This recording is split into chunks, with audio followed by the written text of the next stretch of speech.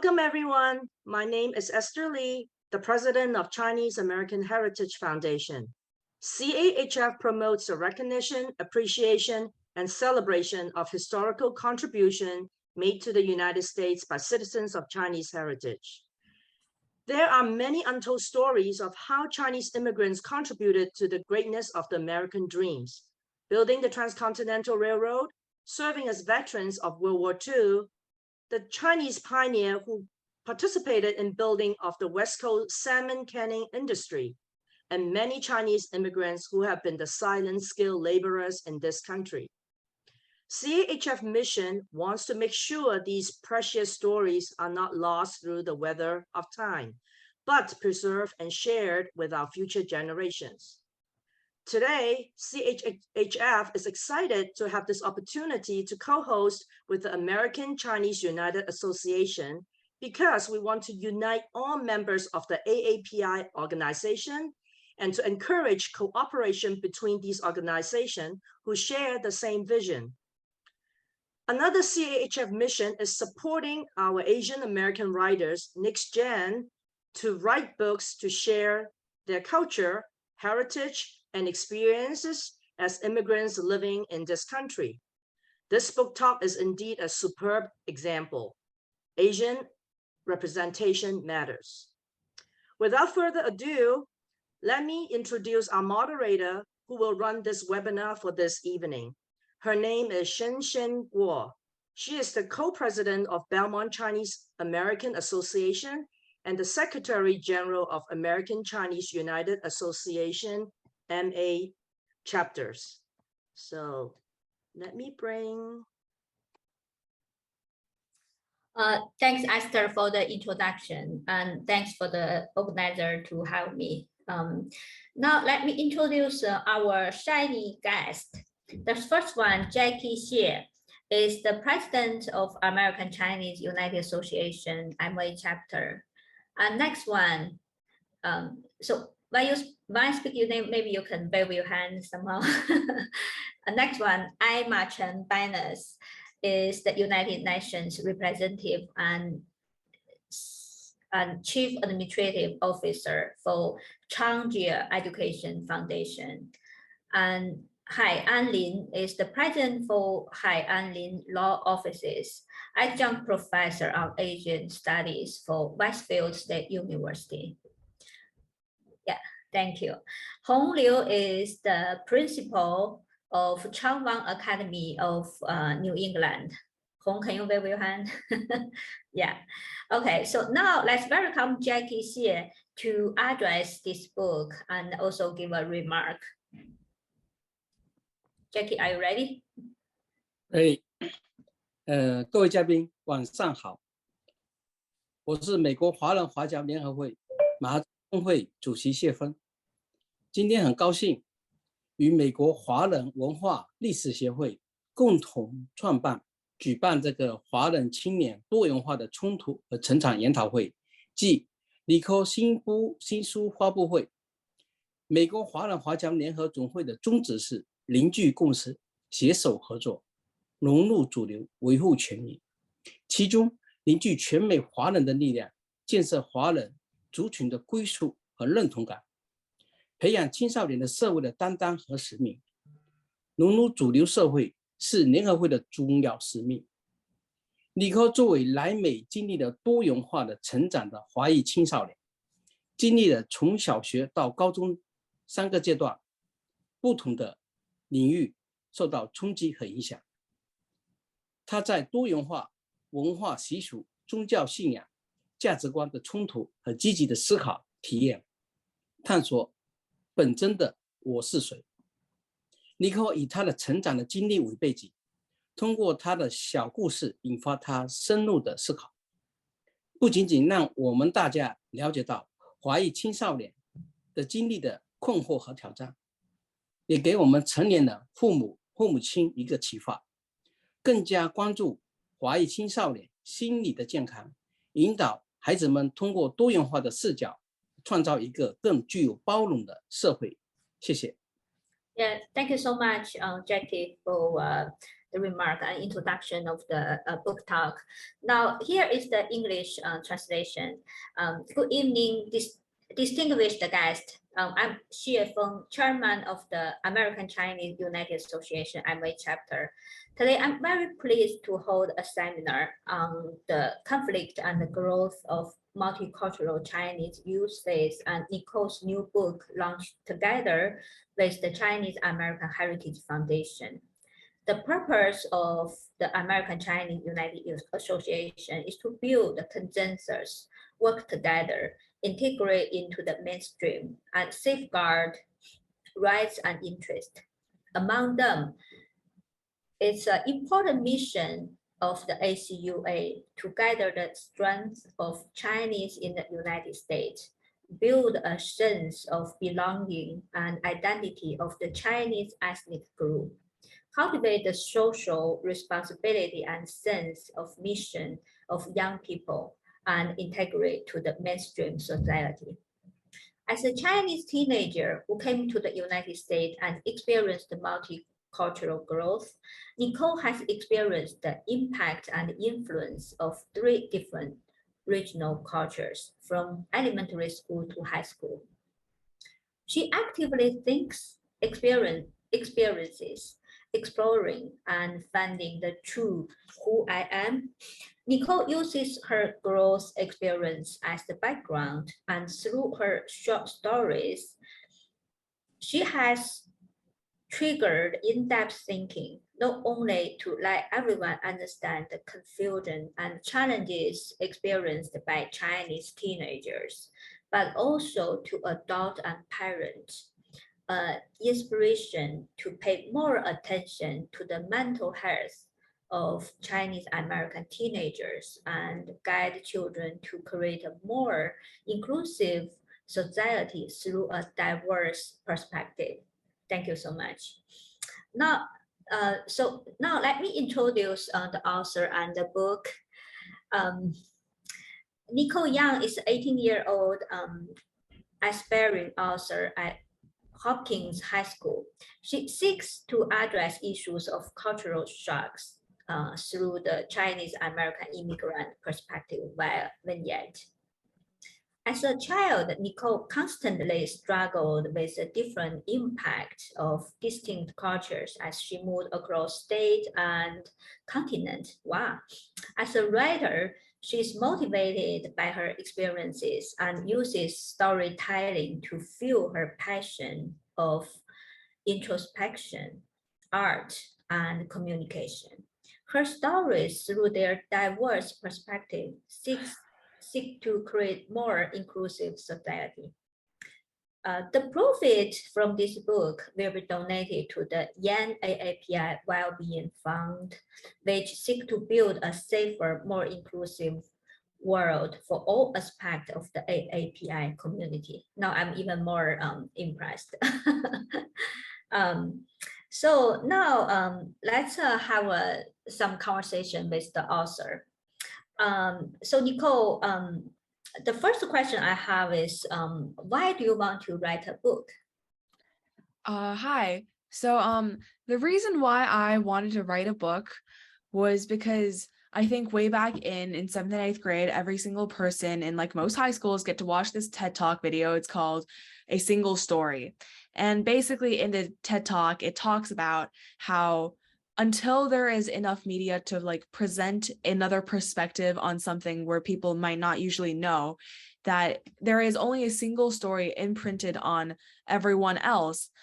And for me personally, growing up in China, there was always a culture about talk softer instead of speaking up about things. And here and there, you find brilliant authors, you find brilliant Black authors, you find brilliant Native American authors, but there's not that much stories about the Chinese experience actually written in books, especially to like publicize. And for me personally, I really wanted to somehow tell a story that both managed to color the pains and pleasures and complexities of something as an immigrant, someone as multiple gender and sexual identities, someone who learns to have to struggle to deal with themselves differently because of the different influences on their lives. And I just think that there are so many people in need. There are so many people who survive a very similar experience as me, who perhaps are looking forwards to having something to resonate with. Okay, yeah, that's great. The second question I have is, why did you choose this theme? You may talk a little bit, but this is I already spoke a little bit on it, right. but I wanted to kind of like talk about this theme in particular because I was inspired by a book called The House on Mango Street. For those of you who don't know it, The House on Mango Street is a vignette style book from which this is inspired, stepping in the shoes of a little girl called Esperanza. This, you see the perspective of the world through this Latina girl, and she doesn't ever make a claim about a certain person, a certain tradition. It's not formally educative, but yet through her storytelling, you really get to step into the shoes and become someone else. And I remember the sentence I said way back when to Emma, when I was like, I really wanted to write this book, was that I think people can like read about cultural differences, and it helps you find similarities in your humanity. Because culture is, as Dawkins said way back when in a biology book, actually, that culture itself manifests like DNA. It similarly, when there is a cultural memory, it builds up to be a supposed like pseudo species of what is perfected to fit in a particular culture. And I wanted to write about these things because I think it is easy to miss. You might come to school and you know who's popular. You might come to school and you feel the racial differences, but you don't really see how the like niche little changes in communities that really affect people in ways they don't know growing up. And that is kind of why I wanted to address this topic in specific. Okay, thank you. And then the next question I have is, what are the joys, difficulties, and challenges encountered in the process of writing a book? Well, for one, I think telling a story is always fun. Being able to sit in front of your desk, clear some time out, and find a part of yourself that you never knew before, whether it's in a character or whether, for my case, it's in my own story. I think it's always great to sit down and say something about yourself, and I think that's a joy. For difficulties, it took a lot of digging. There's stuff you forget about that happened.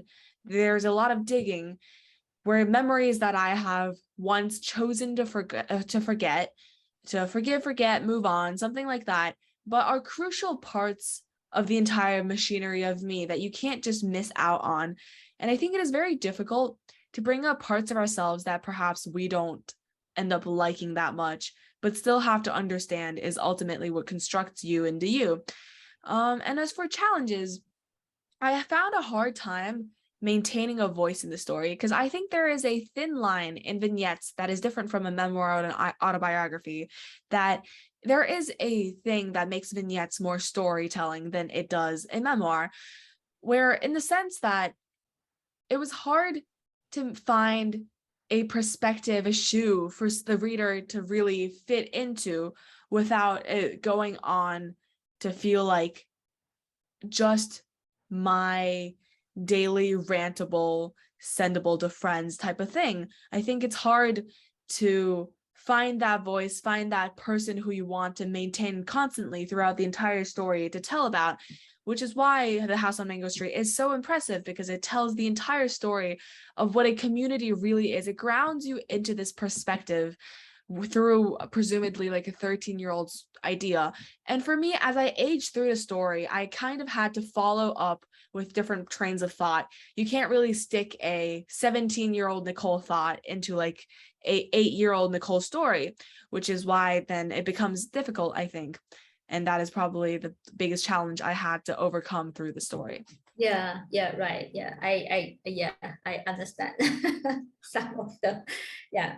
So the next question I have is, what ideas and thought do you want to convey through this book? I guess I wanted to convey that while it might be hard to see that there are really always multiple sides of multiple coins in every situation. And while especially media likes to portray things in a certain way, there is always more nuance to whatever that it is. For a brief part of my book, I really sat down and addressed my life in Hong Kong. I lived in Hong Kong in 2014, which is right smack in the middle of the Free Hong Kong campaign. If you live in China, the media is very much against it, talking about how it's destroying the livelihood of people. If you live in America, the media is all about it. And I think moving from culture to culture, I got that conflicting media, and living in Hong Kong itself, it gives you a new perspective, because it is not as holy of an angel as you see it is. There are rougher parts to it where there are both good and bad of both sides, that you can't sit here and say which part is right until you really dig into someone else's story. You can't say that they're all wrong either, because people fight for their ideologies.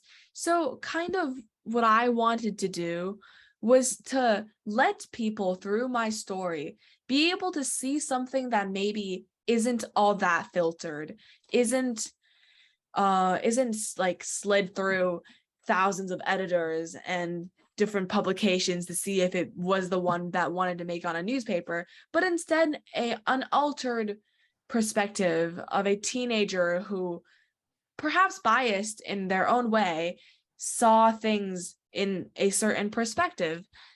And that's for one of the things that I really wanted to convey in this book.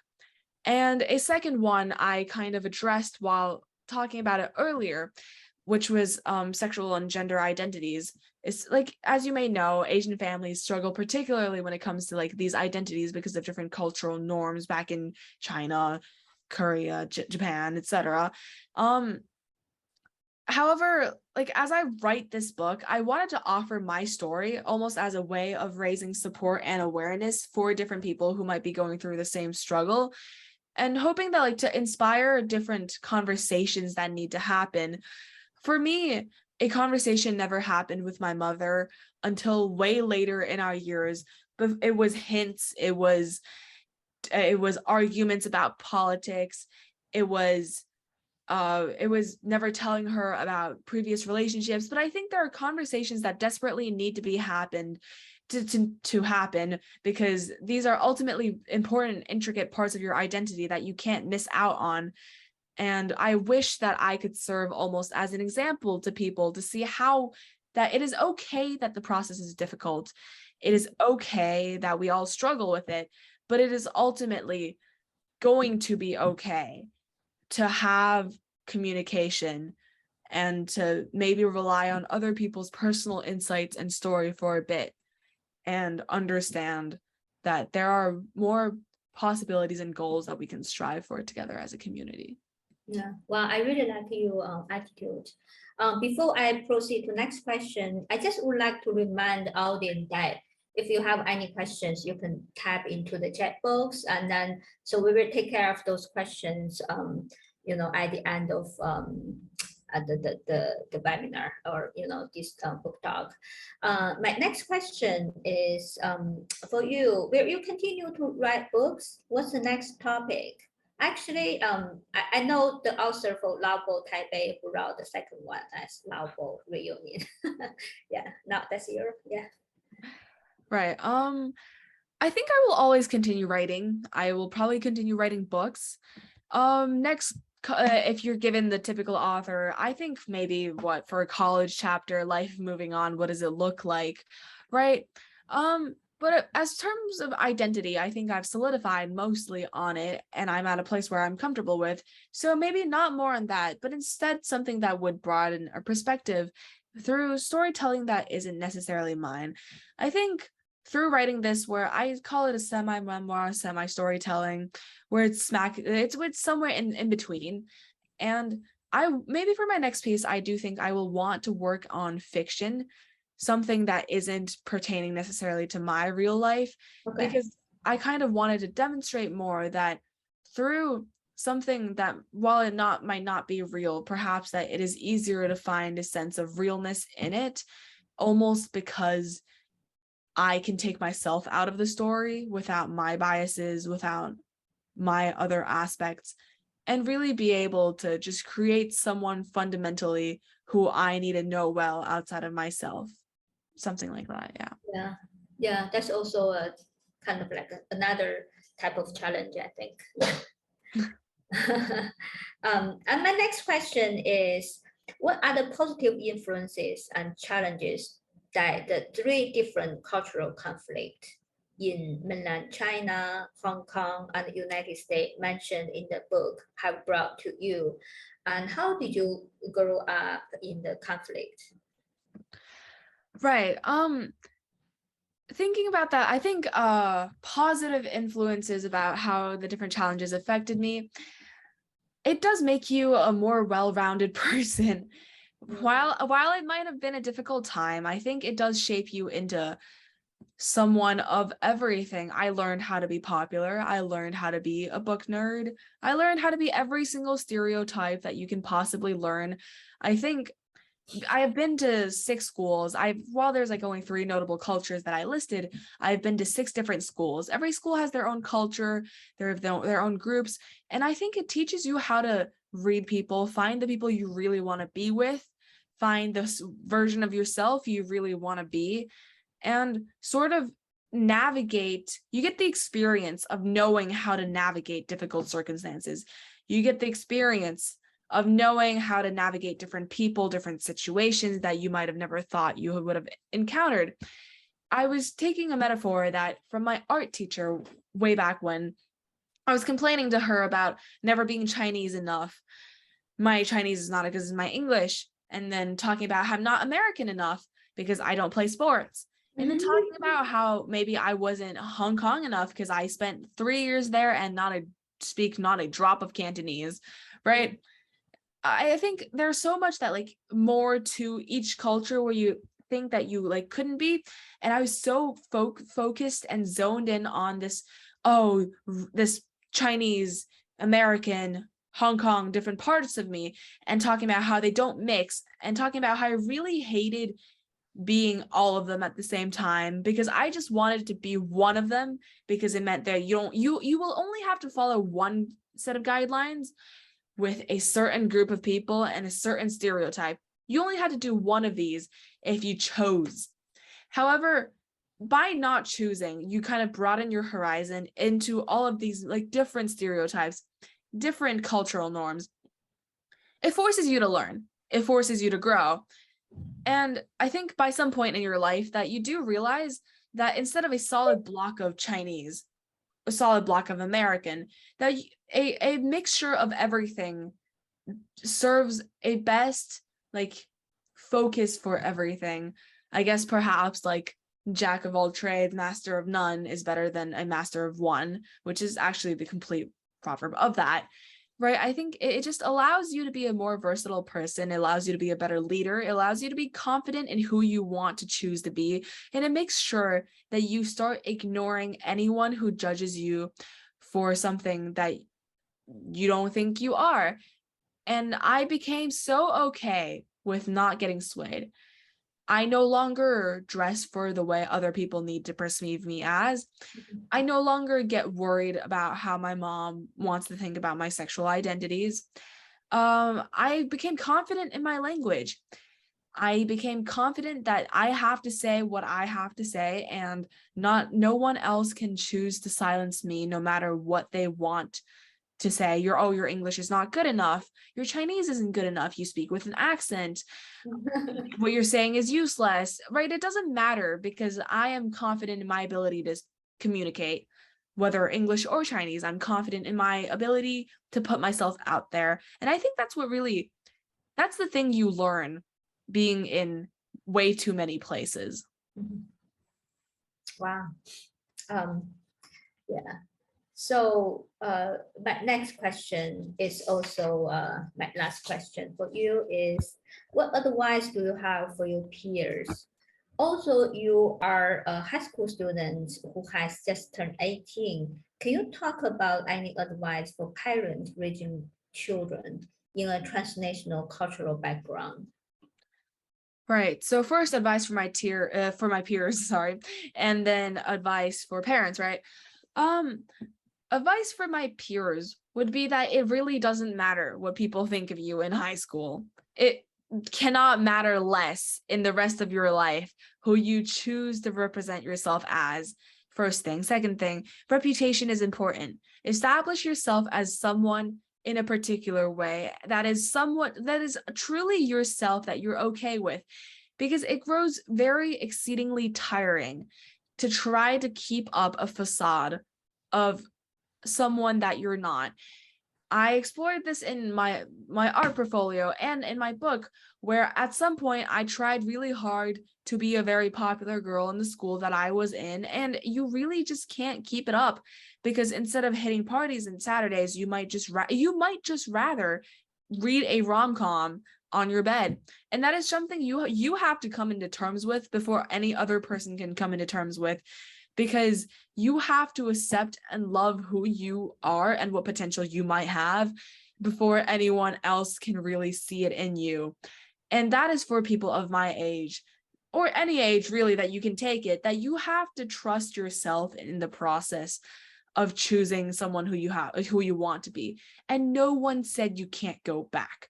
That's the thing. You can present yourself as extremely American, whitewash, whatever you want to call it, for 3 years and just one day choose to go back. Nobody is putting a limit on your identity of who you have to be. And that you get to explore different options before you decide on something. And you don't need to decide on something. At today, as of the present, I'm not American enough to be cool with the school kids. I'm not Chinese enough to understand certain like online language all the time, but I am still very comfortable, confident in who I am. And I think I am a perfect mixture that of whatever I need it to be. For parents, I think it really is just communication. It is how you can make your kids feel comfortable. It is asking for their opinions, even if they don't offer it. Because I remember in my household, there was a very long time where my parents were not that accepting of people of the LGBTQ plus community. And they voiced this idea so loudly that it doesn't give you space to think for yourself as to whether you agree with it or not. And to some degree, you are scared to put yourself out there, because what if your own parents choose to reject you? And people here who are parents, you would know that regardless of what your kid ends up being, you are their greatest supporter. So it is something that has to come through, because children oftentimes, they do need the time and effort and attention, because identity changes. One day your favorite color is red, the next month it's blue, and parents have the responsibility to keep up with it. Parents have the responsibility of knowing where their child is at in their life. They're responsible for the checkups, they're responsible for the mess ups, and they're responsible for communication. You have to accept who they are.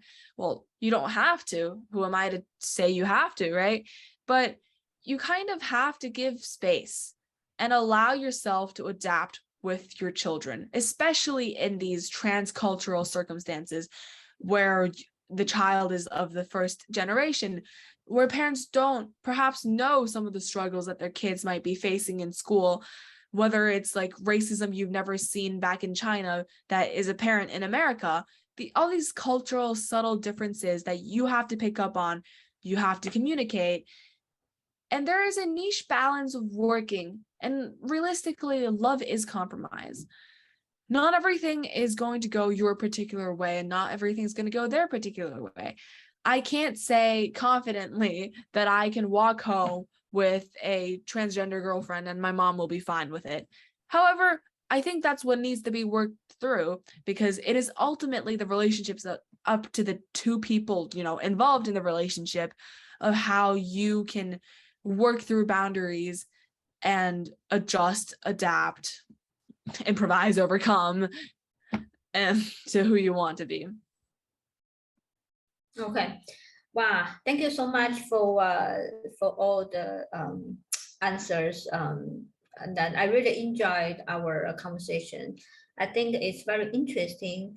and very thought-provoking. So I think our panelists probably also have a lot of thought and then to talk about. So next, I'm gonna to have some interaction with our panelists. Thank you so much, Nicole. Yeah, I think you are a strong writer and also a strong speaker. Thank you so much. Yeah. So next, let's have some a conversation with our panelists. First, I want to ask Hai-An Lin.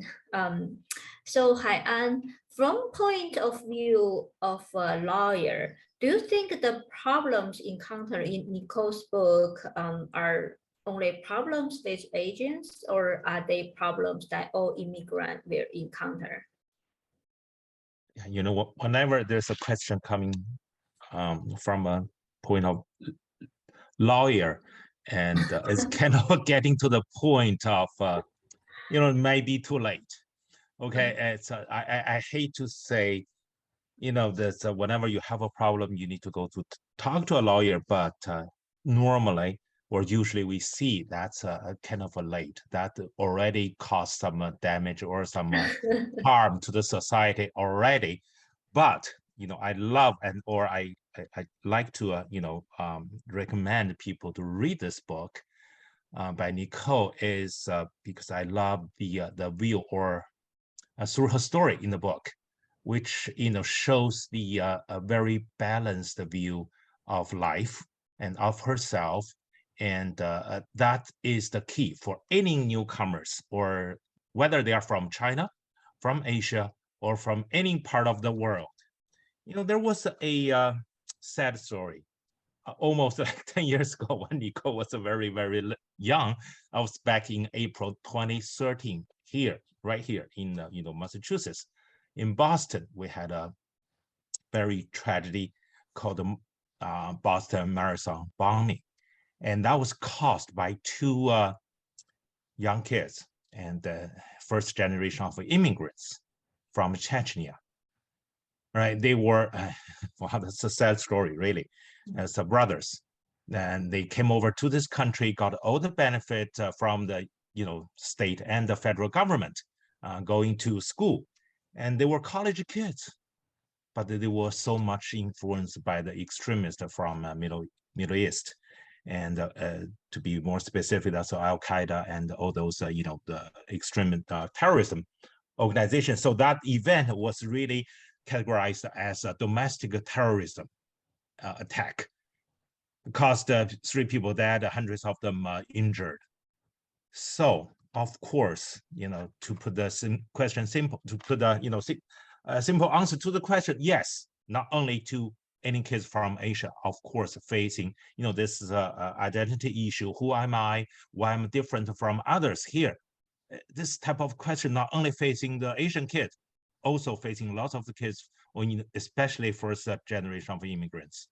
So how do we resolve that?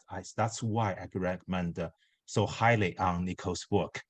You know, our society, our community needs to make a environment of love, make, you know, newcomers and especially young immigrants feel they are living in a society of welcoming them, not trying to differentiate from them and make them feel they are different and you are not part of us. That's the key. And not only that, we really need, because they need that kind of a, you know, environment to make those young kids or newcomers to feel they are not so strange to the society, and even they are from any different cultural background or different you know, religion or even ideology. That's fine. But you really need those kids, you know, those newcomers, keep themselves in a balanced life. And the way we can keep them to be positive, like, you know, the young Nicole, and she's, you know, she's through a lot of things, right? In her young life, you know, 18 years of life, but she gone through so much. Yet she shows she's keep herself, positive, just being herself.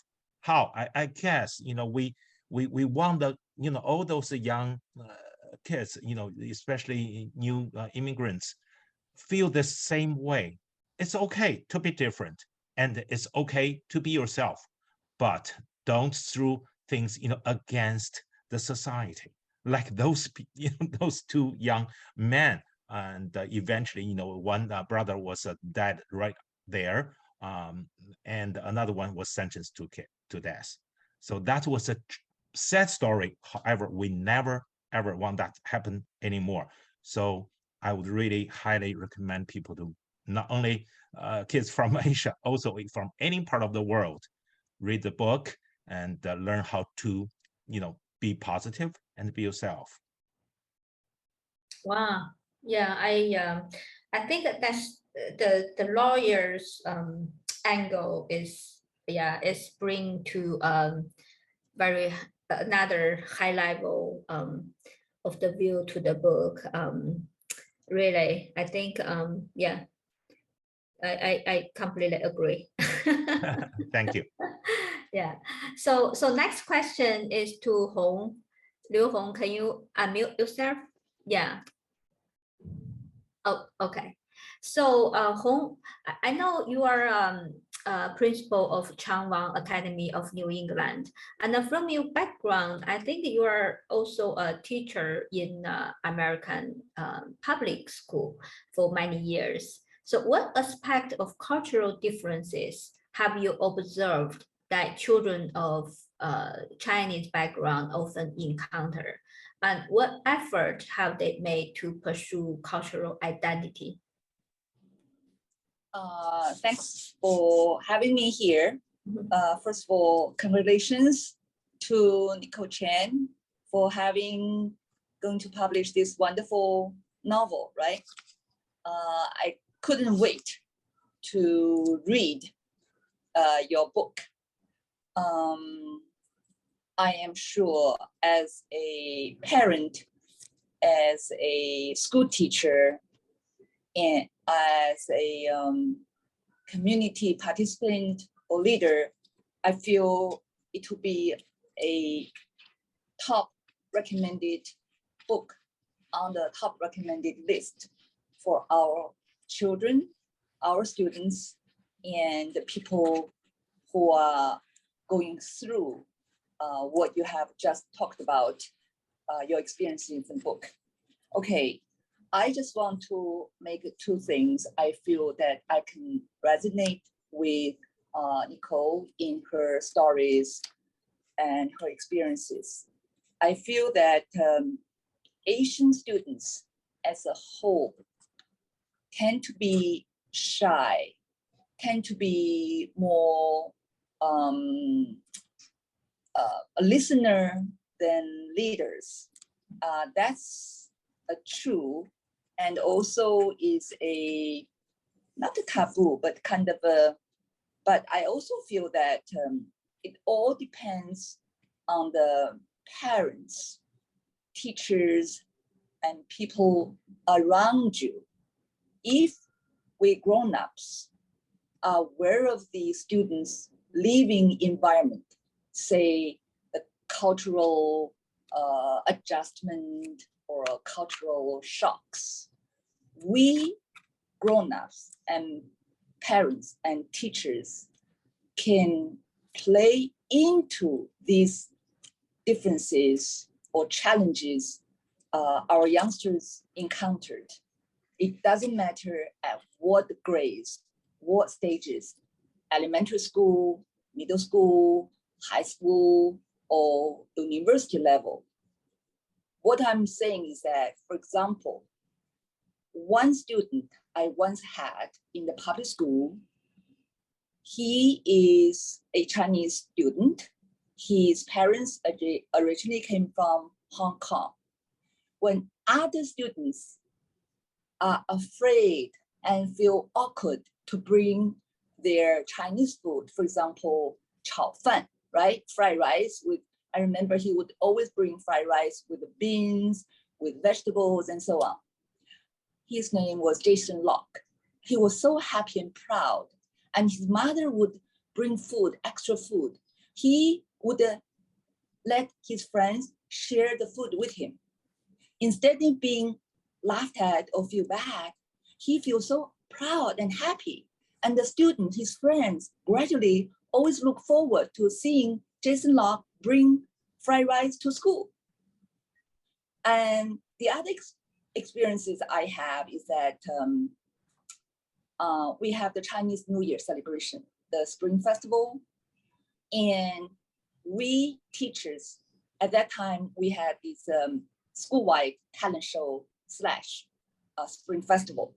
And we would include not only Chinese students, Korean, Japanese, Laos, or any other American students who have different backgrounds. Say if you are from Brazil, say Portuguese, or your great-grandparents speak French, something to do with French.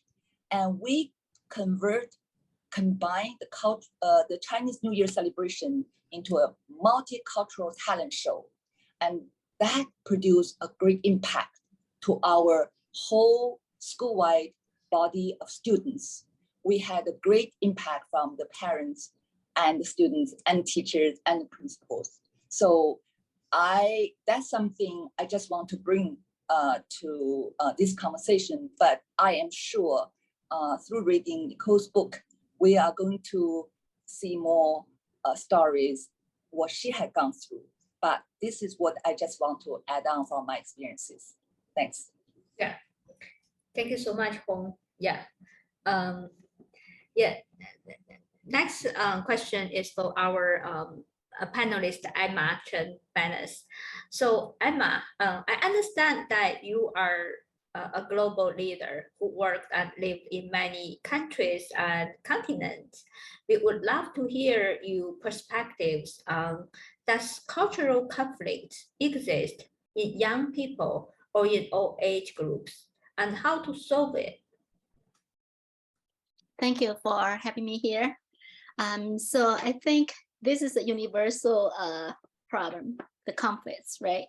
So I think it doesn't matter the age, doesn't matter the races, doesn't matter where we are. So I think that's even the same culture you might have, same nation, different parts of it, you might have it as well. Mm-hmm. So I think to answer your question, it applies to all ages, it applies to all races. I think for me, I feel that how to solve it. So if I think back my experience for my 30 years work experience across the globe.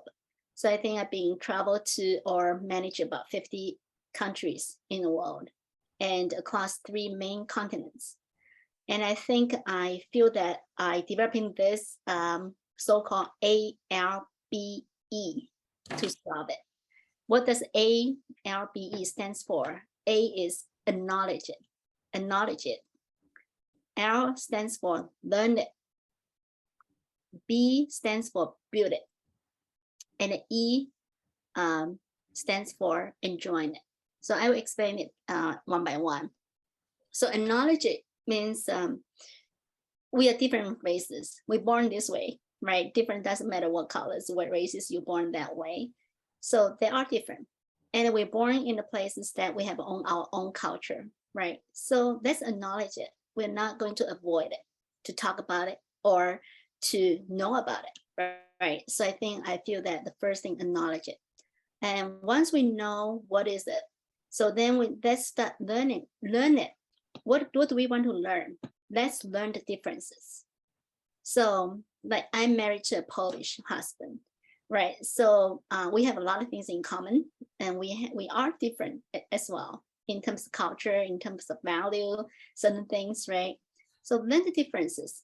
And I think more important is to understand why those differences exist.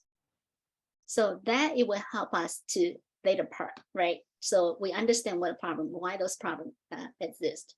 So going back to Nicole's book, same thing. If you read her books, because the whole story about her book is, in fact, many months ago, me and her, we had a very long discussion, 3 hours discussion.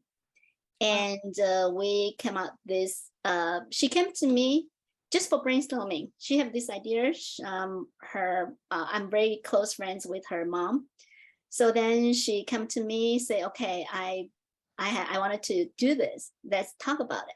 So when we talk about it, and I think the more we discuss, and after 3 hours, we came to this conclusion and say, Nicole, you can write this culture DNA, because I found that she has so much, although she's very young at the age, at that time, she was only 17, but she already have a lot of things in her mind. So as I mentioned, she have acknowledged it, she have learned it, so she know the differences. So I think that's very interesting. So that's why she write this book. And I think once you learn it, like what she did, right? She understand the differences. And she also go on to next stage is build it. So what build it is, I think when I listen to her answer your question, I think she basically being very brave. She's very confident and she's very comfortable in her own skin. So I'm very proud of her. So I think first thing, I think she tried to label herself. Then later part, she finds that, okay, I don't want to label myself. You don't want to label yourself, right? And even she don't think about it anymore. So she don't want to think about, oh, I'm black hair, everyone's blonde. And in her book, she talked about blue eye. So at one time she wants to see, blue eyes are most beautiful. Even I think I totally get what she's saying, because my husband always comments on, not husband. I think my parents-in-law say, oh, that beautiful person with blue eye. So I think she mentioned that. So that's very interesting. But I think but she, you know what, she don't let this bother her anymore. At some certain point of time in her growing up, I think it does bother her, but it doesn't bother her anymore. So I think she's very open-minded. So when you're doing the build it, you need to open-minded too, and open up your heart. So be confident what you have, and I think make the best out of it. So I think I also can share my personal experience in this space in terms of building, right? So I was in my 30 years experience. My profession is basically the first 25 years in IT, and I was the head of IT for different regions, and that was very male dominated. And also when I managing those different regions, and I very often find out that my predecessor, it become my subordinate. They're reporting to me, ranging from people at 45, when I was only 25 and she's 45.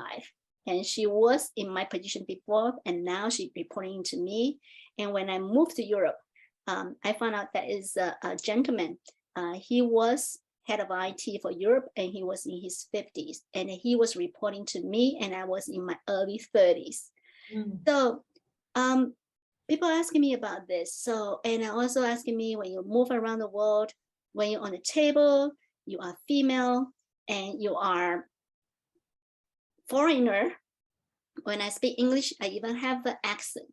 So how you deal with it? So I think for me, this question has been answered asked many times. So my answer would be, it never came to my mind until people ask me. Until people ask me, you're female, you're different races, because it never came to my mind before. So because what I think is, okay, this is professional. I mean, even Nicole, same thing. She go to school. I'm here to study. I'm here to work.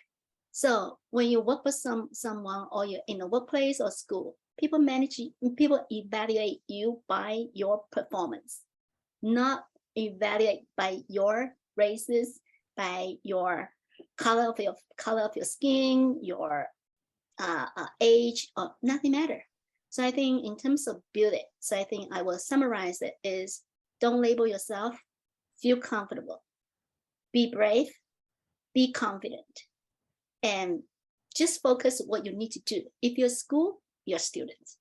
If you are working for someone, you are employee, or you are a leader, doesn't matter.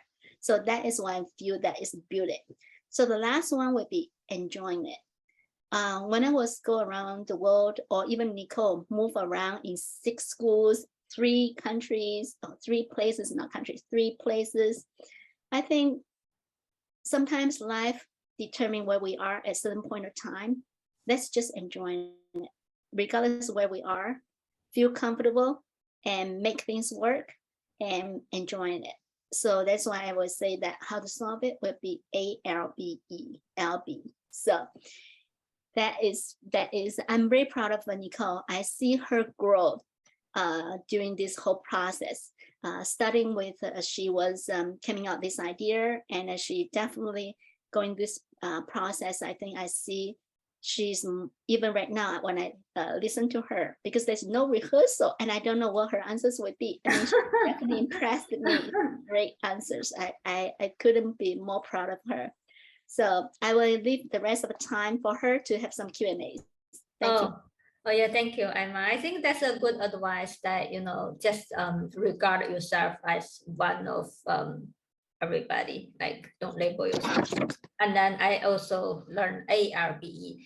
So now let's see, if that's our Q&A session. Let's see what question do we have. Oh, okay. So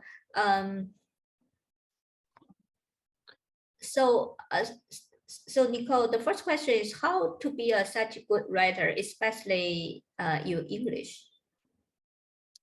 Oh, well, obviously every language takes practice, takes time for you to be comfortable in it. I think for English, I forced myself to be good at English. I used to be very non-confident in my English. I remember not using the correct forms of verbs, not getting points deducted off essays for like random reasons. And I think eventually English was just something that I realized I had to be good at in order to thrive in the society that was given to me. And with enough practice, whether it was slam poetry, storytelling, podcasting, or stand-up comedy, stuff like that, all these things that I did, I took many classes as well, until I felt I was confident in my words in order to express what I truly mean. I think it is just a matter of practice, adaptability, and trying to communicate. Yeah, agree. Yeah. So let's see what's the next question. Next question is, which part of the book, of the story, you like the most in your book? The part that I liked the most in my book was probably the initial descriptions I gave to Connecticut, which is funny because it probably doesn't mean much to, it doesn't add much to the book contents itself, right? I think when I came to Connecticut, especially from such a turbulent place as Hong Kong in 2014, that Connecticut was very bland. There is not much here. There's a lot of trees, there's a lot of private schools, and there's really not much else. And I think it was trying to get into the lack of nuance that was the most difficult part. And writing about it was great because for once I wasn't worried about political campaign in my face. I wasn't worried about terrible communication with my preschool teacher. For once, I got the chance to explore who I wanted to be as a teenager. I had the chance to like some random kid, to go out with friends, to do all these mundane things that sometimes you forget you can do when you get so caught up in trying to adapt into who you are. That is the favorite part of the book for me, just because it was the best to write. It was the best to stop writing about struggles. I didn't have to talk about any more terrible things, but it was just a gentle appreciation of what was going on. The proudest part of the book, on the other hand, would probably be about my parents. I've always had a rougher relationship with some portions of the household growing up.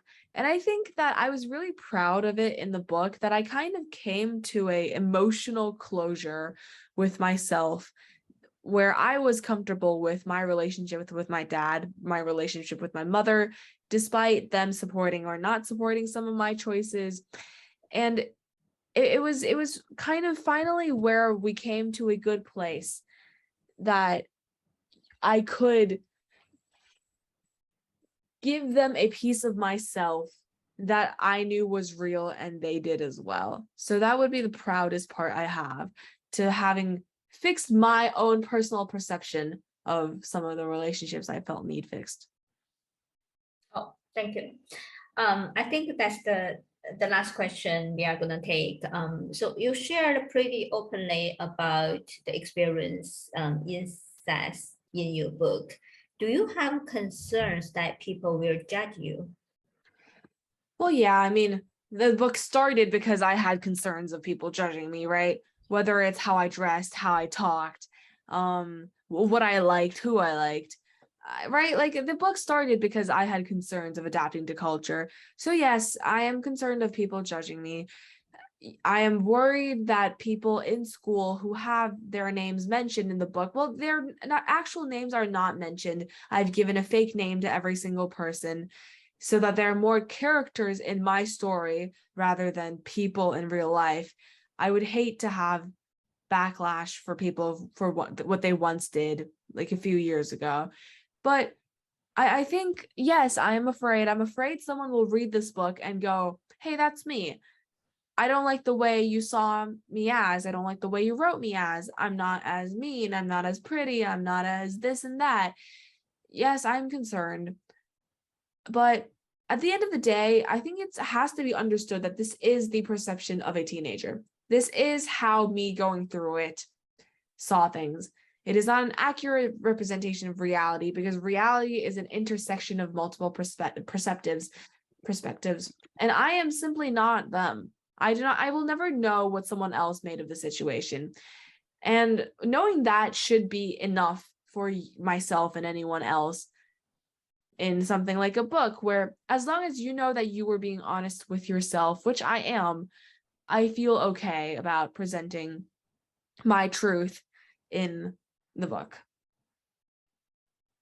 Oh, okay. Thank you so much. I think that's our Q&A session. And then, so yeah, I think the central word I got from this book talk is accepting, and that's okay. I like it.